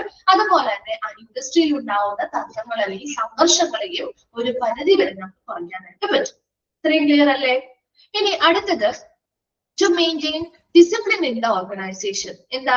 എംപ്ലോയീസ് നല്ല രീതിയിൽ അവർക്ക് ആവശ്യമായ എല്ലാ ഫെസിലിറ്റീസും കാര്യങ്ങളൊക്കെ നൽകി അവർ ഓക്കെയാണ്, നല്ല ഹെൽത്തി ആയിട്ട് അവർ മെയിൻറ്റെയിൻ ചെയ്ത് മുന്നോട്ട് പോവുകയാണെങ്കിൽ അവിടെ അതോടൊപ്പം തന്നെ ആ ഓർഗനൈസേഷനിൽ നമുക്ക് ഡിസിപ്ലിൻ അല്ലെങ്കിൽ അച്ചടക്കവും നിലനിർത്താൻ പറ്റും. അതുപോലെ തന്നെ to boost the morale of employees and encourage them. എന്താ? അവർക്ക് ആവശ്യമായ വർക്കിംഗ് എൻവയോൺമെന്റും സേഫ്റ്റി പ്രിക്കോഷൻസും കാര്യങ്ങളൊക്കെ നമ്മൾ ചെയ്തു കൊടുക്കുന്നുണ്ട്. അപ്പൊ അതിലൂടെ എംപ്ലോയീസിന്റെ ആ ഒരു മൊറൽ അല്ലെങ്കിൽ മനോവീര്യം വർദ്ധിപ്പിക്കാൻ പറ്റും. അതിലൂടെ അവരെ നല്ല രീതിയിൽ പ്രോത്സാഹനം കൊടുത്ത് നല്ല എഫക്റ്റീവ് ആയിട്ട് പെർഫോം ചെയ്യാനായിട്ടും നമുക്ക് അവരെ കൊണ്ട് സാധിക്കും. അതുപോലെ തന്നെ to enhance workers effectiveness and productivity. വർക്കേഴ്സിന്റെ ആ ഒരു ഫലപ്രാപ്തി അല്ലെങ്കിൽ അവരുടെ കാര്യക്ഷമതയും ആ ഒരു ഉത്പാദനക്ഷമതയും ഒക്കെ നമുക്ക് എന്ത് ചെയ്യാൻ പറ്റും? വർദ്ധിപ്പിക്കാൻ സാധിക്കും. To encourage and assist employees so that they can work for a long time. എന്താ? അവർക്ക് കൃത്യമായിട്ട് എൻകറേജ് ചെയ്യുക, അവരെ പ്രോത്സാഹിപ്പിക്കുക, അവർക്ക് ആവശ്യമായ സഹായങ്ങൾ ചെയ്തു കൊടുക്കുക. അങ്ങനെ വർക്കേഴ്സിനെ പ്രോത്സാഹിപ്പിക്കുകയും അവർക്ക് ആവശ്യമായ അസിസ്റ്റൻസ് അല്ലെങ്കിൽ സഹായങ്ങൾ ചെയ്തു കൊടുക്കുകയും ചെയ്യുന്നതിലൂടെ അവരെ ലോങ്ങർ ടൈം, ദീർഘനാളത്തേക്ക് വർക്ക് ചെയ്യാനുള്ള ഒരു പ്രോത്സാഹനവും ഒരു കമ്മിറ്റ്മെന്റും ഒക്കെ ഉണ്ടാക്കിയെടുക്കാനായിട്ട് സാധിക്കും. എന്തൊക്കെയാ പറഞ്ഞേ? ഒരു ഓർഗനൈസേഷനില് ഇത്തരത്തിൽ എംപ്ലോയീസിന്റെ ഹെൽത്ത് നിലനിർത്തുന്നതിന്റെ അടിസ്ഥാനത്തിൽ നമുക്ക് അവിടെ ഡിസിപ്ലിനും നല്ല രീതിയിൽ മെയിൻറ്റെയിൻ ചെയ്ത് പോകാൻ പറ്റും. അടുത്തത് പറഞ്ഞത് നല്ല എംപ്ലോയി ഹെൽത്തിന് ആവശ്യമായ എല്ലാ തരത്തിലുമുള്ള കണ്ടീഷൻസ് നമ്മൾ അവിടെ പ്രൊവൈഡ് ചെയ്യുന്നുണ്ടെങ്കിൽ അതിനനുസരിച്ച് എംപ്ലോയീസിന്റെ മനോവീര്യവും വർദ്ധിപ്പിക്കാനും അതിനനുസരിച്ച് അവരെ നമുക്ക് എൻകറേജ് ചെയ്ത് പ്രോത്സാഹനം കൊടുത്ത് മുന്നോട്ട് കൊണ്ടുപോകാനും സാധിക്കുന്നുണ്ട്. അതുപോലെ തന്നെ എംപ്ലോയീസിന് അവരുടെ വർക്കേഴ്സിന്റെ എഫക്റ്റീവ്നെസ്, അവരുടെ ഫലപ്രാപ്തി, അവരുടെ കാര്യക്ഷമത, അവരുടെ ഉത്പാദനക്ഷമത ഒക്കെ നമുക്ക് എന്ത് ചെയ്യാൻ പറ്റുന്നുണ്ട്? വർദ്ധിപ്പിക്കാൻ സഹായിക്കുന്നുണ്ട്. അതുപോലെ അവിടുത്തെ എംപ്ലോയീസിനെ നമ്മൾ കൃത്യമായിട്ടുള്ള എൻകറേജ് ചെയ്യുക, അവരെ കൃത്യമായ പ്രോത്സാഹനങ്ങൾ കൊടുക്കുക, കൃത്യമായിട്ടുള്ള സഹായങ്ങൾ പ്രൊവൈഡ് ചെയ്യുക. അതിലൂടെയൊക്കെ അവർക്ക് നമുക്ക് ലോങ് ടൈം ആയിട്ട് എന്താ ദീർഘകാലാടിസ്ഥാനത്തിൽ തന്നെ അവർ നല്ല രീതിയിൽ വർക്ക് ചെയ്യാനായിട്ട് നമുക്ക് ഇതിലൂടെ അവർക്ക് നല്ല പ്രോത്സാഹനങ്ങൾ കൊടുക്കാനായിട്ട് സാധിക്കും. വേഗം ഒന്ന് വായിച്ചു നോക്കിയേ. ഒബ്ജക്റ്റീവ്സ് ഓഫ് എംപ്ലോയി ഹെൽത്ത് കേട്ടോ, വായിച്ചിട്ടൊന്ന് റിപ്ലൈ ചെയ്യണേ.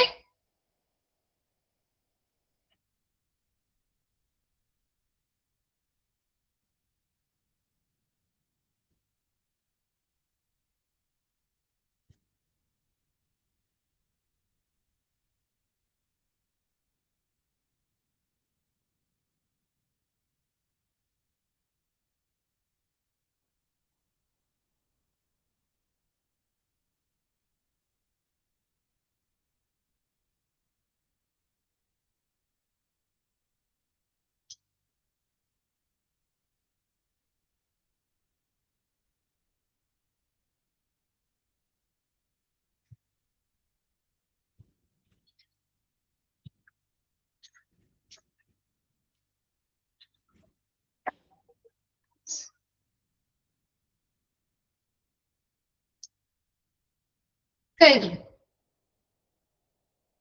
വായിച്ചു കഴിഞ്ഞോ? ക്ലിയർ അല്ലേ? ഓക്കെ, ശരി. Next, aspects of employee health. ഈ ഭാഗം ഇമ്പോർട്ടന്റ് ആണ് കേട്ടോ. എംപ്ലോയി ഹെൽത്തിന്റെ വിവിധ ആസ്പെക്ടുകൾ അല്ലെങ്കിൽ വിവിധ വശങ്ങളാണ് നമ്മൾ പറയുന്നത്. അതിൽ ഫസ്റ്റ് വണ്ണാണ് മെന്റൽ ഹെൽത്ത്. 3 ആസ്പെക്ടുകളെ കുറിച്ചാണ് നമ്മൾ പറയുന്നത്. Mental health, physical health and social health കേട്ടോ. അപ്പൊ അതിൽ ഫസ്റ്റ് വണ്ണാണ് മെന്റൽ ഹെൽത്ത്. മെന്റൽ ഹെൽത്ത് എന്ന് പറഞ്ഞാൽ a significant element of organisational health is protection of employees mental health. അപ്പോ ഏറ്റവും പ്രധാനപ്പെട്ട ഒരു ഓർഗനൈസേഷൻ ഹെൽത്തിലെ ഏറ്റവും പ്രധാനപ്പെട്ട ഒരു എലമെന്റ് ആണ് എംപ്ലോയീസിന്റെ മെന്റൽ ഹെൽത്ത് അല്ലെങ്കിൽ മാനസികാരോഗ്യം സംരക്ഷിക്കുക എന്നുള്ളത്. It is also termed as emotional health. ഇത് ചോദിക്കാറുണ്ട്. മെന്റൽ ഹെൽത്തിനെ അറിയപ്പെടുന്ന മറ്റൊരു പേര് എന്താണ്? Emotional health. ഒന്ന് അണ്ടർലൈൻ ചെയ്തിട്ടാ. മെന്റൽ ഹെൽത്തിനെ അറിയപ്പെടുന്ന മറ്റൊരു ടേമാണ് ഇമോഷണൽ ഹെൽത്ത് എന്ന്. വൈകാരികമായിട്ടുള്ള ഒരു ആരോഗ്യം അല്ലെങ്കിൽ മാനസിക ആരോഗ്യം, രണ്ടു പറഞ്ഞാലും സെയിം തന്നെ. അപ്പൊ മെന്റൽ ഹെൽത്ത് അല്ലെങ്കിൽ emotional health. Then it reveals the extent to which people feel good about others, about themselves and ability to handle life challenges. എന്താ ശരിക്കും ഒരു മെന്റൽ ഹെൽത്ത് എന്ന് പറഞ്ഞാല് ആ ഒരു വ്യക്തിയുടെ ഫീലിംഗ് അല്ലെങ്കിൽ ഒരു അനുഭവം എന്ന് പറയുന്നത് ഫീൽ ഗുഡ് അബൌട്ട് അതേഴ്സ്. മറ്റുള്ളവരെ കുറിച്ച് നല്ലത് മാത്രം എന്താണ് തോന്നുക, സ്വന്തമായിട്ട് തന്നെ നല്ലൊരു കാര്യങ്ങൾ നല്ലൊരു ഫീലിംഗ് ഉണ്ടാവുക. അതുപോലെ തന്നെ ലൈഫിൽ എന്തൊക്കെ ചലഞ്ചസ് വന്നാലും അത് നല്ല രീതിയിൽ ഹാൻഡിൽ ചെയ്യാനുള്ള ഒരു കഴിവുണ്ടാവുക. ഇതൊക്കെയാണ് അവരുടെ മെന്റൽ ഹെൽത്ത് എന്നതുകൊണ്ട് നമ്മൾ ഉദ്ദേശിക്കുന്നത്. അപ്പൊ എന്തൊരു ചലഞ്ച് വന്നാലും അതിനെ നല്ല രീതിയിൽ കൈകാര്യം ചെയ്യാനുള്ള ഒരു കഴിവുണ്ടായിരിക്കണം. അതുപോലെ തന്നെ സ്വമേധയ അവനവനെ കുറിച്ച് തന്നെ നല്ലൊരു ഫീലിംഗ് ഉണ്ടാവണം, മറ്റുള്ളവരെ കുറിച്ച് നല്ലൊരു ഫീലിംഗ് ഉണ്ടാവുക. ഇതൊക്കെയാണ് ശരിക്കും ഒരു മെന്റൽ ഹെൽത്ത് എന്ന് പറയുന്നത് കൊണ്ട് ഉദ്ദേശിക്കുന്നത്. മെന്റൽ ഹെൽത്ത് കൺസിസ്റ്റ് ഓഫ് അതുപോലെ തന്നെ ഇൻഡിവിജ്വൽസിന്റെ ഒരു വ്യക്തിയുടെ സന്തോഷം അല്ലെ, നമ്മുടെ മാനസികമായിട്ടുള്ള കാര്യമല്ലേ ഇത്? ആണോ? ഒരു വ്യക്തിയുടെ സന്തോഷം അവരുടെ മെന്റൽ ഹെൽത്തുമായി റിലേറ്റഡ് അല്ലേ? ആണോ? നമ്മുടെ മാനസികപരമായിട്ടുള്ള അല്ലെങ്കിൽ നമ്മുടെ ഇമോഷനുമായി ബന്ധപ്പെട്ടല്ലേ നമ്മുടെ സന്തോഷം ഇരിക്കുന്നത്? ആണോ? നിങ്ങൾക്ക് അങ്ങനെയാണ് അല്ലേ? നമ്മുടെ ഒരു ഹാപ്പിനെസ് അല്ലെങ്കിൽ സന്തോഷം ഇരിക്കുന്നത് നമ്മുടെ മെന്റൽ ഹെൽത്തിന്റെ ബേസിസിൽ അല്ലേ, അല്ലെങ്കിൽ അതുമായി ബന്ധപ്പെട്ടല്ലേ മക്കളെ? ആണോ? നമ്മൾ മാനസികമായിട്ട് നമ്മുടെ മെന്റലി ഹെൽത്തി ആവുമ്പോഴല്ലേ നമ്മൾ സന്തോഷവാന്മാരാവുന്നത് അല്ലേ? അതുപോലെ തന്നെ പെർസീവ്ഡ് സെൽഫ് എഫിക്കസി എന്ന് വെച്ചാൽ എന്താണ്? ഒരു സ്വയം പര്യാപ്തത അല്ലെങ്കിൽ സ്വയം ഒരു ഫലപ്രാപ്തിയിലേക്ക് എത്താനുള്ള ഒരു കഴിവ്. അതുപോലെ ഇൻഡിപെൻഡൻസ്, സ്വാതന്ത്ര്യം ആൻഡ് കോമ്പറ്റീറ്റീവ്നെസ്, എന്താ? ഒരു മത്സരശേഷി. അതുപോലെ തന്നെ പ്രൊഫിഷ്യൻസി, എന്തെങ്കിലും പ്രത്യേക കാര്യങ്ങളിലുള്ള പ്രാവീണ്യം. And identification of the capability to understand intellectual and emotional capability of an individual. അതുപോലെ തന്നെ ഒരു ഇൻഡിവിജ്വലിന്റെ ഇന്റലക്ച്വൽ ആൻഡ് ഇമോഷണൽ, വൈകാരികപരമായിട്ടും അതുപോലെ തന്നെ ഭൗതികപരമായിട്ടുള്ളൊരു അണ്ടർസ്റ്റാൻഡിങ്, അവരുടെ ആ ഒരു കഴിവിനെ കുറിച്ചുള്ള അവരുടെ ഒരു അണ്ടർസ്റ്റാൻഡിംഗ്, ധാരണ, അതിനുള്ള ഒരു കപ്പാസിറ്റി എത്രത്തോളം ഉണ്ട് എന്ന് കണ്ടെത്താനുള്ള ഒരു കഴിവ്. ഇത്തരത്തിലുള്ള കാര്യങ്ങളെല്ലാം ഒരു മെന്റൽ ഹെൽത്തിൽ വരുന്ന കാര്യങ്ങളാണ്. അപ്പൊ ഒരു ഇൻഡിവിജ്വലിന്റെ മെന്റൽ ഹെൽത്തിൽ എന്തൊക്കെ വരുന്നുണ്ട്? അവരുടെ സന്തോഷം വരുന്നുണ്ട്, അവരുടെ സ്വയം ഫലപ്രാപ്തിയിലേക്ക് എത്തുന്ന അല്ലെങ്കിൽ സ്വയം പര്യാപ്തതയിലേക്ക് എത്തുന്നതുമായി ബന്ധപ്പെട്ട കാര്യങ്ങൾ വരുന്നുണ്ട്, അവരുടെ സ്വാതന്ത്ര്യം വരുന്നുണ്ട്, മത്സരശേഷി വരുന്നുണ്ട്, പ്രാവീണ്യം വരുന്നുണ്ട്, അതുപോലെ തന്നെ ഇന്റലക്ച്വൽ ആൻഡ് ഇമോഷണൽ, അവരുടെ ഭൗതികപരമായിട്ടും വൈകാരികപരമായിട്ടുള്ള ഒരു കഴിവ്, അതായത് എത്രത്തോളം അവർക്ക് അത്തരം കാര്യങ്ങൾ മനസ്സിലാക്കാനും കാര്യങ്ങൾക്ക് ഒരു കഴിവുണ്ടെന്നുള്ള തിരിച്ചറിയൽ, ഇതെല്ലാം മെന്റൽ ഹെൽത്തിൽ വരുന്ന കാര്യങ്ങളാണ്. അടുത്തതായിട്ട് പറയുന്നത് mental health problems adversely affect employers and organization in the form of high levels of absenteeism, less production and increase in the associated cost. എന്ന് വെച്ചാല് നമ്മുടെ മാനസികമായിട്ട് നല്ല ഹെൽത്തി അല്ല, നമ്മുടെ മാനസിക ആരോഗ്യം അത്ര നല്ലതല്ല എങ്കിൽ സ്വാഭാവികമായിട്ടും അത് എംപ്ലോയീസിനും ആ ഓർഗനൈസേഷനുമായി ബന്ധപ്പെട്ട എംപ്ലോയീസിനെ ആ ഒരു ജോബുമായി ബന്ധപ്പെട്ട കാര്യങ്ങളിൽ അത് ബാധിക്കില്ലേ? ദോഷകരമായി ബാധിക്കില്ലേ? ബാധിക്കോ? നമ്മൾ ജോലി ചെയ്യുന്ന ഒരു എംപ്ലോയിക്ക് മെന്റലി അത്ര ഹെൽത്തി അല്ല, അവരുടെ മാനസികപരമായിട്ട് അവരുടെ ആരോഗ്യം അത്ര ഹെൽത്തി അല്ല എങ്കിൽ ആ പ്രശ്നങ്ങൾ നമ്മുടെ എംപ്ലോയർ ചെയ്യുന്ന ആ ഒരു ജോലിയെ ബാധിക്കുമോ? ബാധിക്കോ? ദോഷകരമായി ബാധിക്കും അല്ലെ? കാരണം എന്താ?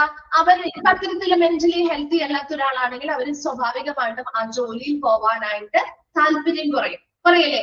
അപ്പൊ അവരുടെ ആബ്സെന്റിസം കൂടും. ശരിയല്ലേ?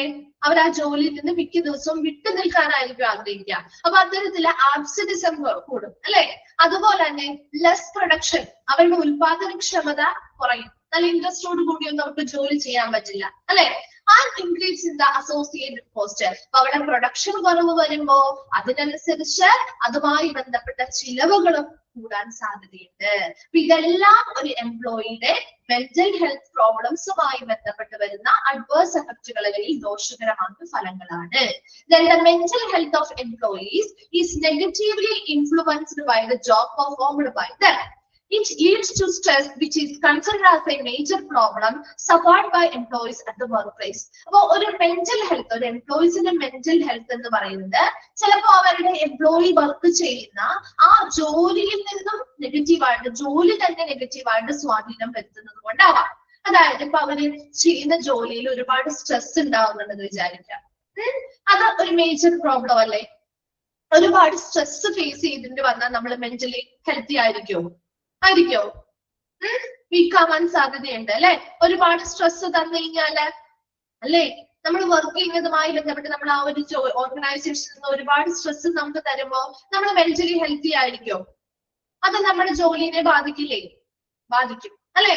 അത് തന്നെയാണ്. അപ്പൊ ഒരു മേജർ പ്രോബ്ലം എംപ്ലോയീസ് സഫർ ചെയ്യുന്ന, ഒരു വർക്ക് പ്ലേസിൽ നിന്ന് സഫർ ചെയ്യുന്ന ഒരു മേജർ പ്രോബ്ലം ആണ് സ്ട്രെസ് കിട്ടുക എന്ന് പറയുന്നത്. അപ്പൊ various job related factors which affect the physiological well-being of employees are time constraint. അപ്പൊ ഇതുപോലെ സ്ട്രെസ് പോലെ തന്നെ മറ്റു പല കാര്യങ്ങളുണ്ട്.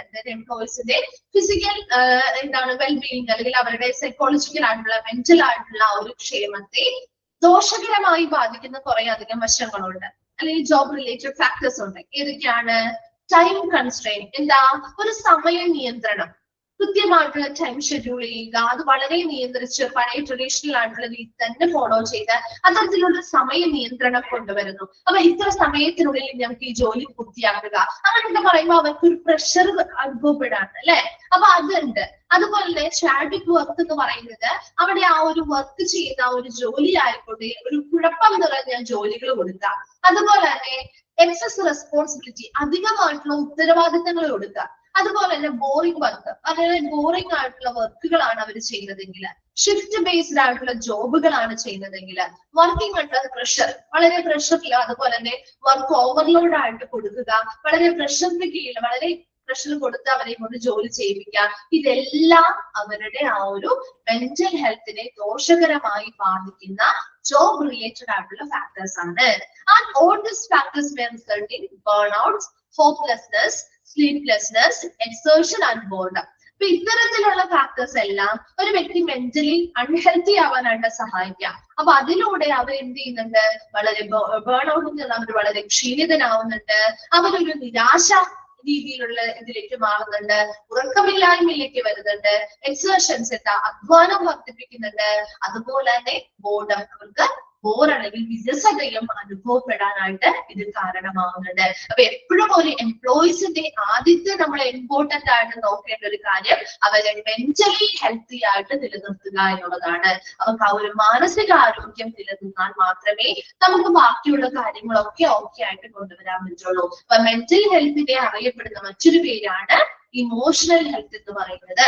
അപ്പൊ ഇതിലെ മെന്റൽ ഹെൽത്ത് എന്ന് പറഞ്ഞാൽ ഒരു ഇൻഡിവിജ്വലിന്റെ ഹാപ്പിനെസ്, അതായത് അവരുടെ മാനസികാരോഗ്യം, അവരുടെ സ്വാതന്ത്ര്യം, അവരുടെ സ്വയം പര്യാപ്തത, അവരുടെ മത്സരശേഷി, അവരുടെ പ്രാവീണ്യം, അതുപോലെ മറ്റു കാര്യങ്ങളിൽ അവർക്ക് തിരിച്ചറിയാനുള്ള ഒരു കഴിവ്, ഇതെല്ലാം അവരുടെ മെന്റൽ ഹെൽത്തിൽ വരുന്ന കാര്യമാണ്. അതിനെ ബാധിക്കുന്ന ഒരുപാട് കാര്യങ്ങളുണ്ട്. അത് അവരുടെ ജോബ് റിലേറ്റഡ് ആണെങ്കിൽ സ്ട്രെസ് കൊടുക്കുക, ഓവർലോഡ് കൊടുക്കുക, എക്സസ് ആയിട്ടുള്ള റെസ്പോൺസിബിലിറ്റി കൊടുക്കുക, കുഴപ്പം നിറഞ്ഞ വർക്ക് കൊടുക്കുക, അതുപോലെ തന്നെ ഒരു സമയ നിയന്ത്രണങ്ങൾ കൊടുക്കുക, ബോറിംഗ് വർക്കുകൾ കൊടുക്കുക, ഷിഫ്റ്റ് ബേസ്ഡ് ജോബുകൾ കൊടുക്കുക.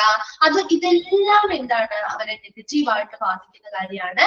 അതിലൂടെ അവർക്ക് ക്ഷീണവും, അതുപോലെ നിരാശയും, അതുപോലെ ഉറക്കമില്ലായ്മയും, അതുപോലെ തന്നെ എക്സേർഷൻസ് ആൻഡ് ബോർഡം, അവർക്ക് വിരസതയും, അതുപോലെ തന്നെ അധ്വാനമൊക്കെ വർദ്ധിപ്പിക്കാനായിട്ട് സാധിക്കുന്നുണ്ട്.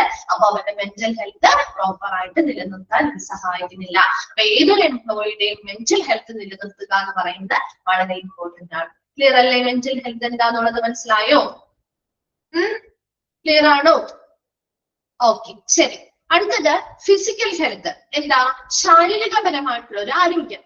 It means physical wellbeing of എംപ്ലോയീസിന്റെ ശാരീരികപരമായിട്ടുള്ള ഒരു ക്ഷേമം. If a person is suffering from bad health, he becomes frustrated and quarrels on tiny matters. അല്ലെ? ഇപ്പൊ ഒരു വ്യക്തി ശാരീരികമല്ലാതെ എന്താണ് നമുക്കല്ല മാനസികമല്ലാതെ ശാരീരികമായിട്ടും എന്തെങ്കിലും ബുദ്ധിമുട്ടുകള് ഹെൽത്തുമായി ബന്ധപ്പെട്ട് സഫർ ചെയ്യുന്നുണ്ടെങ്കിൽ അവർ ചെറിയ ചെറിയ കാര്യങ്ങൾക്ക് പോലും എന്ത് ചെയ്യും? ക്വാറൽ ചെയ്യും. അല്ലെ? ചെറിയ ചെറിയ കാര്യങ്ങൾക്ക് പോലും വഴക്കുണ്ടാക്കുകയില്ലേ? വഴക്കുണ്ടാക്കോ? നമ്മൾ ഉണ്ടാക്കാറില്ലേ? നമ്മുടെ ശാരീരികമായിട്ട് നമുക്ക് എന്തെങ്കിലും ബുദ്ധിമുട്ടുകളോ എന്തെങ്കിലും ഹെൽത്ത് റിലേറ്റഡ് പ്രശ്നങ്ങളോ ഒക്കെ ഉണ്ടെങ്കിൽ പെട്ടെന്ന് നമുക്ക് എന്ത് പറയും? ചെറിയ ചെറിയ കാര്യങ്ങളാണെങ്കിൽ പോലും നമുക്ക് ദേഷ്യം വരും. അല്ലെ? നമ്മൾ എന്ത് ചെയ്യും? അതുമായി ബന്ധപ്പെട്ട ചെറിയ കാര്യങ്ങളിൽ പോലും വഴക്കുണ്ടാക്കും. അല്ലെ? His physical energy decreases which has A negative effect on his ability. അല്ലെ? നമ്മുടെ ശാരീരികമായിട്ടുള്ള ആ ഒരു എനർജി കുറയുമ്പോൾ അത് സ്വാഭാവികമായിട്ടും നമ്മുടെ കഴിവുകളെ നെഗറ്റീവായിട്ട് ബാധിക്കുന്നില്ലേ? ബാധിക്കോ? നമ്മുടെ ശാരീരികമായിട്ടുള്ള ആ ബുദ്ധിമുട്ടുകൾ നമ്മുടെ കഴിവിനെയും ബാധിക്കില്ലേ? This ultimately affects his confidence level. അല്ലെ? അപ്പൊ നമുക്ക് ശാരീരികമായിട്ട് പല കാര്യങ്ങളും ചെയ്യാൻ പറ്റുന്നില്ല എങ്കിൽ അത് നമ്മുടെ കോൺഫിഡൻസ് ലെവലിനെയും ബാധിക്കില്ലേ? ബാധിക്കോ?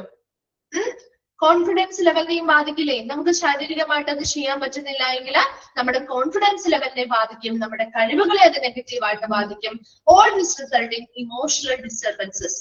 ഇതെല്ലാം എന്തിലേക്ക് കലാശിക്കാം? വൈകാരികമായിട്ടുള്ള ഡിസ്റ്റർബൻസ് അല്ലെങ്കിൽ ഇമോഷണൽ ഡിസ്റ്റർബൻസിലേക്ക് നയിച്ചേക്കാം. അപ്പൊ ഫിസിക്കൽ ഹെൽത്തും ഇമ്പോർട്ടന്റ് ആണ്. അപ്പൊ ഫിസിക്കൽ ഹെൽത്ത് എന്ന് പറഞ്ഞാൽ ഫിസിക്കൽ വെൽബീയിങ് ഓഫ് പേഴ്സൺ, അല്ലെ? ഒരു വ്യക്തിയുടെ അല്ലെങ്കിൽ എംപ്ലോയിയുടെ ശാരീരികമായിട്ടുള്ള ക്ഷേമമാണ്. അത്തരത്തിലൊരു ബാഡ് ഹെൽത്ത് ഇവർക്കുണ്ടെങ്കിൽ അതിലെ ചെറിയ ചെറിയ കാര്യങ്ങളിൽ പോലും ഇവര് ദേഷ്യപ്പെടാനും പെട്ടെന്ന് വഴക്കുണ്ടാക്കാനും സാധ്യതയുണ്ട്. അതുപോലെ തന്നെ അവരുടെ ഫിസിക്കൽ എനർജി കുറയുന്നതിനനുസരിച്ച് അവരുടെ എബിലിറ്റിയിൽ നെഗറ്റീവ് എഫക്ട് വരുന്നുണ്ട്, അവരുടെ കോൺഫിഡൻസ് ബാധിക്കുന്നുണ്ട്. അതിലൂടെ അവരുടെ ഒരു ഇമോഷണൽ ഡിസ്റ്റർബൻസിലേക്ക് നയിച്ചേക്കാം. ക്ലിയർ ആണോ? ഫിസിക്കൽ ഹെൽത്ത് മനസ്സിലായോ? അടുത്തതാണ് സോഷ്യൽ ഹെൽത്ത്. സോഷ്യൽ ഹെൽത്ത് എന്ന് പറഞ്ഞാൽ concept of social health was originated in 1947 by the World health Organisation. ഇപ്പൊ വേൾഡ് ഹെൽത്ത് ഓർഗനൈസേഷൻ ഈ ഒരു സോഷ്യൽ ഹെൽത്ത് എന്ന കോൺസെപ്റ്റ് 1947 വേൾഡ് ഹെൽത്ത് ഓർഗനൈസേഷൻ ആണ് അത് ഒറിജിനേറ്റ് ചെയ്യുന്നത്, ആരംഭിക്കുന്നത്. They explain the concept of health and added social health as a significant determinant. അപ്പൊ ഒരു ഹെൽത്ത് എന്ന് പറയുന്ന കോൺസെപ്റ്റിനെ കുറിച്ച് വേൾഡ് ഹെൽത്ത് ഓർഗനൈസേഷൻ പറഞ്ഞു. അതിന്റെ കൂടെ സോഷ്യൽ ഹെൽത്ത് എന്നൊരു ടേം കൂടി വളരെ പ്രധാനപ്പെട്ട ഒരു ഘടകം കൂടി അവർ അതിൽ ആഡ് ചെയ്തു. അക്കോർഡിംഗ് ടു വേൾഡ് ഹെൽത്ത് ഓർഗനൈസേഷന്റെ അഭിപ്രായം അനുസരിച്ച് ഒരു ഇൻഡിവിജ്വലിന്റെ സോഷ്യൽ ഹെൽത്ത് എന്ന് പറയുന്നത് ഇസ് ഗുഡ്. എന്താ? ഒരു ഇൻഡിവിജ്വലിന്റെ സാമൂഹ്യപരമായ ആരോഗ്യം നല്ലതാണെങ്കിൽ then his overall health is also be good. അവരുടെ മൊത്തത്തിലുള്ള ആരോഗ്യവും നല്ലതായിരിക്കും എന്നാണ് പറയുന്നത്. അതായത് while physical and mental health is concerned with an individual how properly his body and mind work. അല്ലെ? ഒരു മെന്റൽ ആൻഡ് ഫിസിക്കൽ ഹെൽത്ത് എന്ന് പറയുമ്പോൾ അത് പ്രധാനമായിട്ടും ഒരു ഇൻഡിവിജ്വലിന്റെ മാനസികപരമായിട്ടുള്ള കാര്യങ്ങൾ എങ്ങനെയാണ്, അവരുടെ മൈൻഡ് എങ്ങനെ വർക്ക് ചെയ്യുന്നു, ബോഡി എങ്ങനെ വർക്ക് ചെയ്യുന്നു എന്നുള്ളതുമായി ബന്ധപ്പെട്ടല്ലേ ഉള്ളത്. അല്ലേ? മെന്റൽ ഹെൽത്ത് എന്ന് പറയുന്നത് മൈൻഡ് എങ്ങനെ വർക്ക് ചെയ്യുന്നു എന്നുള്ളതാ. ഫിസിക്കൽ ഹെൽത്ത് എന്ന് പറഞ്ഞാൽ അവരുടെ ബോഡിയുമായി ബന്ധപ്പെട്ടാണ്. അല്ലെ? അതേസമയം അവരുടെ സോഷ്യൽ ഹെൽത്ത് എന്ന് പറയുന്നത് demonstrate how A person communicate with others. അല്ലെ? സാമൂഹ്യപരമായി എന്ന് പറയുമ്പോൾ അവര് മറ്റുള്ളവരുടെ എങ്ങനെ ആശയവിനിമയം നടത്തുന്നു അതല്ലേ നോക്കുന്നത്, അല്ലേ? The other outcomes of this welfare communication. ഇത്തരത്തിലുള്ള നല്ല ക്ഷേമമായിട്ടുള്ള ആശയവിനിമയം നടത്തിയതിന്റെ ഔട്ട്കം അല്ലെങ്കിൽ ഫലങ്ങൾ എന്തൊക്കെയാണെന്നുള്ളതാണ് സോഷ്യൽ ഹെൽത്തിലൂടെ ഡെമോൺസ്ട്രേറ്റ് ചെയ്യുന്നത് അല്ലെങ്കിൽ പ്രതിപാദിക്കുന്നത്. അപ്പൊ എപ്പോഴും വേൾഡ് ഹെൽത്ത് ഓർഗനൈസേഷൻ ആണ് ഈ ഒരു ടേം അടയത് കൊണ്ടുവന്നത് അല്ലെങ്കിൽ ഒറിജിനേറ്റ് ചെയ്ത് കൊണ്ടുവന്നത്. അവരുടെ അഭിപ്രായത്തിൽ വേൾഡ് ഹെൽത്ത് ഓർഗനൈസേഷന്റെ അഭിപ്രായത്തിൽ ഒരു ഇൻഡിവിജ്വലിന്റെ സോഷ്യൽ ഹെൽത്ത് സാമൂഹിക ആരോഗ്യം മികച്ചതാണെങ്കിൽ അവരുടെ ഓവറോൾ ഹെൽത്തും മികച്ചതായിരിക്കും എന്നാണ് പറയുന്നത്. അതായത് ഇവിടെ സോഷ്യൽ ഹെൽത്ത് എന്ന് പറയുമ്പോൾ ഫിസിക്കൽ ഹെൽത്തും മെന്റൽ ഹെൽത്തിനെയും വെച്ച് നോക്കുമ്പോൾ വ്യത്യസ്തമാണ്. ഫിസിക്കൽ ഹെൽത്ത് എന്ന് പറഞ്ഞാൽ അവരുടെ ബോഡി എങ്ങനെ വർക്ക് ചെയ്യുന്നു, മെന്റൽ ഹെൽത്ത് എന്ന് പറഞ്ഞ ഒരു മൈൻഡ് എങ്ങനെ വർക്ക് ചെയ്യുന്നു എന്നുള്ള പെർസ്പെക്റ്റീവ് ആണെങ്കിൽ, ഇവിടെ സോഷ്യൽ ഹെൽത്ത് എന്ന് പറയുന്നത് ഇവരെ കമ്മ്യൂണിറ്റി, ഇവരുടെ ഒരു വ്യക്തി എങ്ങനെയാണ് കമ്മ്യൂണിക്കേഷൻ നടത്തുന്നത്, മറ്റുള്ളവരുമായിട്ട് എങ്ങനെയാണ് ആശയവിനിമയം നടത്തുന്നത്, അതിന്റെ അത്തരത്തിലുള്ള നല്ല ആശയവിനിമയത്തിന്റെ ഔട്ട്കം അല്ലെങ്കിൽ റിസൾട്ടുകൾ എങ്ങനെയാണ്, ഇതാണ് സോഷ്യൽ ഹെൽത്തിലൂടെ നമ്മൾ ചെയ്യുന്നത്. അപ്പൊ ഒരു വ്യക്തിയുടെ സോഷ്യൽ ഹെൽത്ത് മികച്ചതാണെങ്കിൽ മറ്റ് ഹെൽത്തുകളും എങ്ങനെയായിരിക്കും, മികച്ചതായിരിക്കും എന്നാണ് പറയുന്നത്. അപ്പൊ നമ്മളൊരു ഓർഗനൈസേഷനില് അവിടുത്തെ മാനേജ്മെന്റും അവിടെയുള്ള മറ്റുള്ളവരുമായിട്ട് നല്ലൊരു കമ്മ്യൂണിക്കേഷൻ നിലനിർത്താൻ സാധിക്കുന്നുണ്ട്, നല്ലൊരു റിസൾട്ട് അതുവഴി ഉണ്ടാവുന്നുണ്ടെങ്കിൽ സ്വാഭാവികമായിട്ടും അവരുടെ ഫിസിക്കൽ ആൻഡ് മെന്റൽ ഹെൽത്തും ഓക്കെ ആയിക്കോളും. ക്ലിയർ ആണോ സോഷ്യൽ ഹെൽത്ത്? മനസ്സിലായോ? വേഗം അത് മൂന്നൊന്ന് വായിച്ചിട്ട് ഒന്ന് റിപ്ലൈ തരാം കേട്ടോ. Mental, physical, social.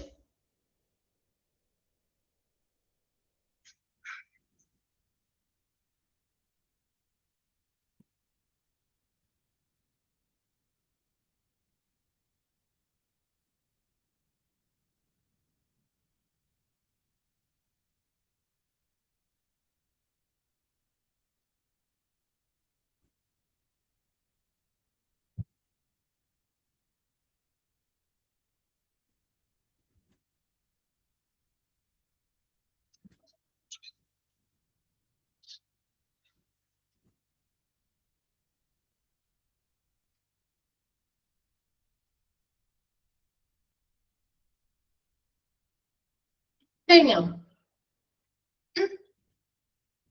ഓക്കെ, ശരി. Next, statutory provisions for employee health. ഒരു എംപ്ലോയി ഹെൽത്തുമായി ബന്ധപ്പെട്ട് കുറച്ച് നിയമപരമായ വ്യവസ്ഥകളുണ്ട്. അതാണ് ഇനി നമ്മൾ നോക്കുന്നത് കേട്ടോ. The factories act 1948.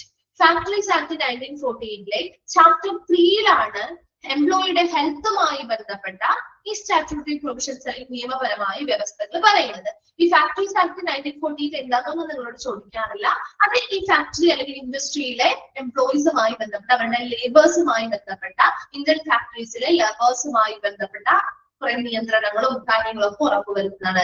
അവരുടെ സേഫ്റ്റി, ഹെൽത്ത്, അതുപോലെ തന്നെ അവരുടെ വെൽഫെയറുമായി ബന്ധപ്പെട്ട സ്റ്റാൻഡേർഡ്സ്, അങ്ങനെയുള്ള കുറെ കാര്യങ്ങൾ. അത് 20 അതിന് ഇത്ര ശതമാനം വർക്കേഴ്സ് വേണം എന്നൊക്കെ ഉണ്ട് കേട്ടോ. അതൊന്നും ഇവിടെ നിങ്ങൾ നോക്കേണ്ടതായിട്ടില്ല. ജസ്റ്റ് ആ ഒരു നിയമത്തില് ചാപ്റ്റർ 3 നമ്മുടെ എംപ്ലോയി ഹെൽത്ത് അല്ലെങ്കിൽ ഒരു ആക്ടില് ചാപ്റ്റർ 3 നമ്മുടെ എംപ്ലോയി ഹെൽത്തുമായി ബന്ധപ്പെട്ട സ്റ്റാറ്റ്യൂട്ടറി പ്രൊവിഷൻസ് അല്ലെങ്കിൽ നിയമപരമായ വ്യവസ്ഥകൾ പറയുന്നത്. അപ്പൊ ഇവിടെ ഈ ഒരു നിയമപരമായ വ്യവസ്ഥകൾ ആർക്ക് വേണ്ടിയിട്ടാണ് പറയുന്നത്? ആരാണത് കൃത്യമായിട്ട് പ്രോപ്പർ ആയിട്ട് കീപ്പ് ചെയ്യുന്നത്? ആരാണ്? Various provision regarding measures to be adopted by the occupier of the factory to maintain proper environment of work in the factory. ആ ഫാക്ടറിയിൽ വർക്ക് ചെയ്യുന്നത്, ഇത് ഇൻഡസ്ട്രി അല്ലെങ്കിൽ ആ ഒരു ഫാക്ടറിയിൽ വർക്ക് ചെയ്യുന്ന അവിടുത്തെ പ്രോപ്പർ ആയിട്ടുള്ള എൻവയോൺമെന്റ് അവിടുത്തെ വർക്കേഴ്സിനെ കൃത്യമായിട്ട് മെയിൻറ്റെയിൻ ചെയ്യുക. ഇതെല്ലാം ചെയ്തു കൊടുക്കാനായിട്ട് ഈ പറയുന്ന എല്ലാ കാര്യങ്ങളും ഫോളോ ചെയ്യുന്നത് അല്ലെങ്കിൽ അഡോപ്റ്റ് ചെയ്യുന്നത് ആ ഫാക്ടറിയുടെ നടത്തിപ്പുകാരനാണ്, ഒക്യുപ്പയറാണ്. ആരാണോ ഫാക്ടറി നടത്തിക്കൊണ്ടു പോകുന്നത് അദ്ദേഹമാണ് അത് ഈ ഒരു സ്റ്റാറ്റ്യൂട്ടറി പ്രൊവിഷൻസ് ഫോളോ ചെയ്യുന്നത്. അതിനനുസരിച്ച് ആ ഫാക്ടറിയിൽ വർക്കേഴ്സിന് വർക്ക് ചെയ്യാൻ ആവശ്യമായ ഒരു പ്രോപ്പർ എൻവയോൺമെന്റ് മെയിൻറ്റെയിൻ ചെയ്ത് കൊടുക്കുക എന്നുള്ളതാണ് ഇതിലൂടെ പറയുന്നത്. ഇതിൽ പ്രധാനമായിട്ടും എംപ്ലോയീസിന്റെ ഹെൽത്തുമായി ബന്ധപ്പെട്ട സ്റ്റാറ്റ്യൂട്ടറി പ്രൊവിഷൻസ് അല്ലെങ്കിൽ കൃത്യമായിട്ടുള്ള നിയമപരമായ വ്യവസ്ഥകളിൽ ഒന്നാമതാണ് ക്ലീൻലിനെസ്. അതായത് സെക്ഷൻ 11 അത് പറയുന്നത്. സെക്ഷൻ 11 പറയുന്ന കാര്യമാണ് ക്ലീൻലിനെസ്. അതായത് എന്താണ് ക്ലീൻലിനെസ്? ശുചിത്വം, അല്ലെ? അപ്പൊ സിമ്പിൾ ആയിട്ട് നിങ്ങൾ മനസ്സിലാക്കി വെക്കാൻ മതി കേട്ടോ.